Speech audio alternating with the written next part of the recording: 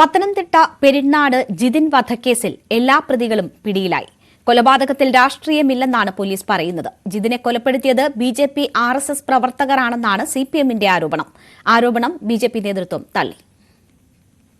ഇരുവിഭാഗങ്ങൾ തമ്മിലുണ്ടായ സംഘർഷത്തിനിടെ കുത്തേറ്റാണ് CA2 പ്രവർത്തകനായ ജിതിൻ കൊല്ലപ്പെട്ടത്. പെരിനാട് മാമ്പാറ സ്വദേശിയായ ജിതിന് ഞായറാഴ്ച രാത്രി പെരിനാട് മടത്തുമൂഴി കൊച്ചുപാലത്തിന് സമീപത്തുണ്ടായ സംഘർഷത്തിലാണ് കുത്തേറ്റത്. ആദ്യം പെരിനാട് PHCയിലും തുടർന്ന് പത്തനംതിട്ടയിലെ സ്വകാര്യ ആശുപത്രിയിൽ എത്തിച്ചെങ്കിലും ജീവൻ രക്ഷിക്കാനായില്ല. സംഘർഷത്തിൽ മറ്റ് രണ്ടുപേർക്കും പരിക്കേറ്റു. കൊലപാതകം നടന്ന സമയം ജിതിനോടൊപ്പം ഉണ്ടായിരുന്ന വിഷ്ണുവിന്റെ മൊഴിയുടെ അടിസ്ഥാനത്തിലാണ് പോലീസ് കേസെടുത്ത് അന്വേഷണം ആരംഭിച്ചത്. അഖിൽ, ശരൺ, ആരോമൽ എന്നീ പ്രതികളാണ് ആദ്യം പിടിയിലായത്. മുഖ്യപ്രതി വിഷ്ണു അടക്കം ബാക്കി 5 പ്രതികൾ മണിക്കൂറുകൾക്കകം പിടിയിലായി. നിഖിലേഷ്, സുമിത്ത്, മനീഷ്, മിഥുൻ എന്നിവരാണ് മറ്റു പ്രതികൾ. കൊലപാതകത്തിന് ശേഷം രക്ഷപ്പെട്ട 5 പ്രതികൾ നൂർനാട് നിന്നാണ് പിടിയിലായത്. ഇവർ സഞ്ചരിച്ച കാറിൽ നിന്നും ആയുധങ്ങളും കണ്ടെത്തി.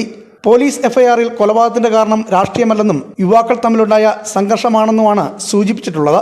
അതേസമയം CA2 പ്രവർത്തകനായ ജിതിനെ കൊലപ്പെടുത്തിയത് RSS BJP പ്രവർത്തകരാണെന്നാണ് CPM ജില്ലാ സെക്രട്ടറി രാജു അബ്രാവിന്റെ ആരോപണം.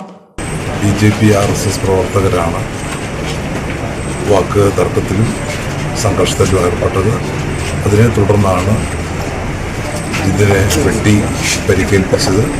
ആഴത്തിലുള്ള മുറിവാണ്. ഇതിനെ തുടർന്നാണ് ജിതിൻ മരണത്തിന് കീഴടങ്ങിയത്. അറസ്റ്റിലായ 8 പ്രതികളും BJPയുമായി ബന്ധമില്ലാത്തവരാണെന്ന് ജില്ലാ പ്രസിഡന്റ് BS സൂരജ് പറഞ്ഞു. ചില പ്രതികൾ CA2വിൽ തന്നെ ഉള്ളവരാണെന്നും BJP ആരോപിക്കുന്നു. CPMുമായിട്ടും DYFIയുമായിട്ടും ബന്ധപ്പെട്ട ആൾക്കാരാണ് ഇതിൽ പ്രതികളായിട്ടുള്ളത്. ഇത് ഭാരതീയ ജനതാ പാർട്ടിയുടെ മേലിൽ കെട്ടിവെക്കാൻ വേണ്ടിയിട്ടുള്ള നിഗൂഢമായിട്ടുള്ള ശ്രമങ്ങളാണ് ഇപ്പോൾ നടത്തിക്കൊണ്ടിരിക്കുന്നത്.